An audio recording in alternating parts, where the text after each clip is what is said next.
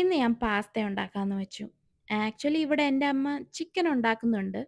പക്ഷേ അത് ഇന്ത്യൻ മസാലയൊക്കെ തേച്ച് ഉണ്ടാക്കുന്നുള്ളോണ്ട് തന്നെ എൻ്റെ ഹസ്ബൻഡ് അത് കഴിക്കുകേല. കഴിക്കണമെന്ന് പുള്ളിക്ക് താല്പര്യമുണ്ടേലും വയറ് സമ്മതിക്കുകേല. അതുകൊണ്ട് തന്നെ ഞാൻ ഇടയ്ക്ക് സെപ്പറേറ്റ് ഫുഡ് ഉണ്ടാക്കും. ആഹ്, ഇന്നപ്പം ഈ പാസ്ത ഉണ്ടാക്കാന്ന് വെച്ചു. ഈ ബ്രാൻഡ് ഞാൻ ഇതുവരെ യൂസ് ചെയ്തിട്ടില്ല. ഇതിനകത്ത് കണ്ടോ ഇങ്ങനെ പൂ പോലെ ഇരിക്കും. നമുക്ക് ഓരോന്നിങ്ങനെ പെറുക്കിയെടുക്കാം. എനിക്കത് നല്ല രസം തോന്നി. അതിന് ഞാൻ എൻ്റെ അമ്മേനെയൊക്കെ വിളിച്ച് കാണിച്ചായിരുന്നു. നല്ല രസം തോന്നുന്നില്ലേ? പിന്നെ ഇതിൻ്റെ സോസ് മിക്കവരും വീട്ടിലുണ്ടാക്കാറുണ്ട്. ഞങ്ങളിത് വെളീന്ന് ഓൾറെഡി എന്താ പറയാ, മെയ്ഡ് ആയിട്ടുള്ളത് റെഡിമെയ്ഡ് ആയിട്ടുള്ളതാ വാങ്ങിക്കുന്നത്. ഈ ബ്രാൻഡ് തന്നെയാ എപ്പഴും വാങ്ങിക്കുന്നത്.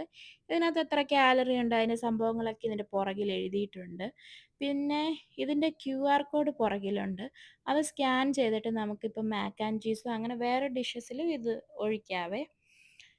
ഇതിനകത്തിപ്പം ഞാൻ ആഹ്, ഈ ഒരു പാക്കറ്റ് നമ്മള് പാസ്ത എടുക്കുന്നുള്ളോണ്ട് തന്നെ ഇത് ഫുള്ളും അതിനകത്ത് ഞാൻ കമത്തിയായിരുന്നു.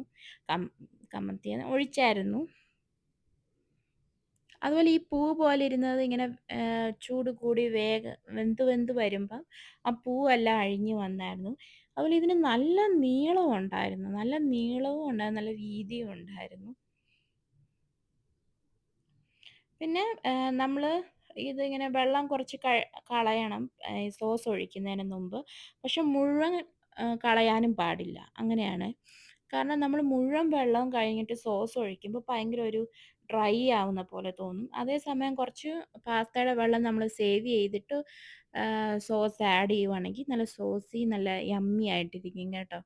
ഇതാ ഞാൻ പറഞ്ഞെ അമ്മ ചിക്കൻ ഉണ്ടാക്കിയെന്ന്. അപ്പൊ സബ്സ്ക്രൈബ്. ബൈ.